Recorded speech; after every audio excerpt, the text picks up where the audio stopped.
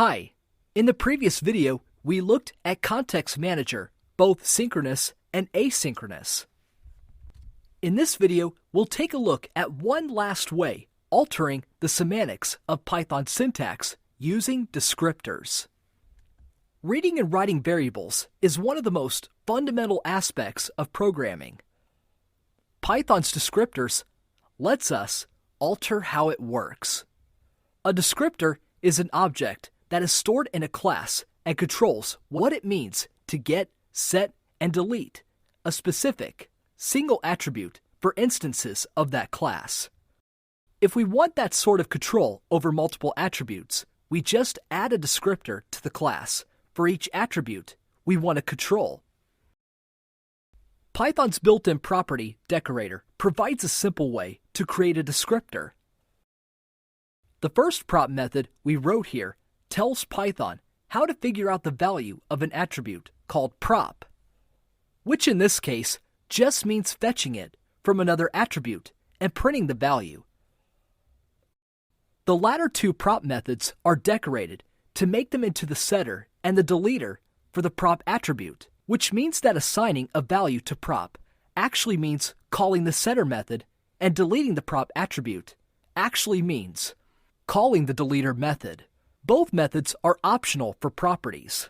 Leaving them out makes the attribute that the property describes into a read-only attribute. Properties simplify the construction of descriptors for a common case, but there are use cases where we need a descriptor that property can't handle well. For example, what if we were planning on making a class that represented remote data and we wanted its attributes to push and pull data from the remote source? We could do that with properties, but we'd end up writing very similar code over and over as we implemented each attribute. It would be better to have a remote resource descriptor class and just add a bunch of instances to our local stub class. Let's go ahead and do that as an example.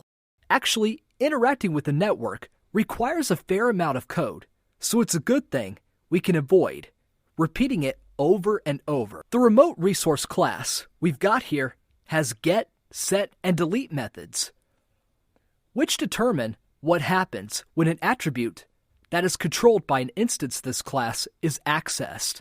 The get method, perhaps surprisingly, takes two parameters: the instance through which the attribute is being accessed, and the class through which the attribute is being accessed. It's like that so we can handle both instance attribute access and class attribute access. When accessing a class attribute, the instance parameter is none. In our case, we just return the descriptor if somebody tries to access the attribute as a class member instead of an instance member, which is a reasonable default in a lot of cases. The set method is passed an instance and a value, and conceptually represents setting the controlled attribute of that instance to the value. Unlike get, it doesn't have support for setting a class attribute, so instance will never be none, and we don't need a class underbar parameter.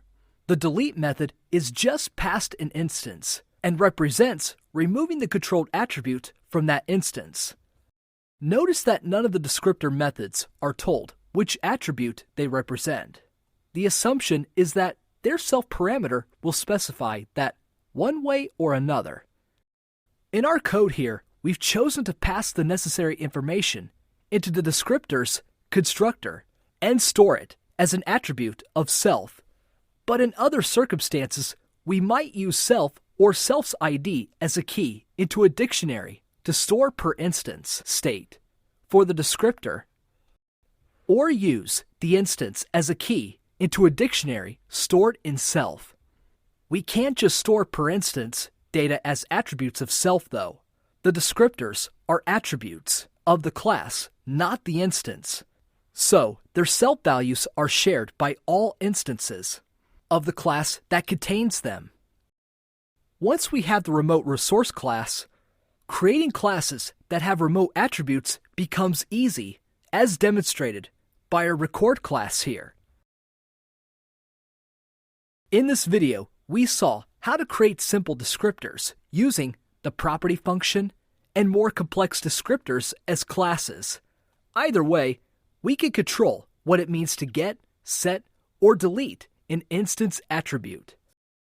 In the earlier videos of this section, we saw several other ways of altering the meaning and execution of Python code, allowing us to conform the language to our specialized needs.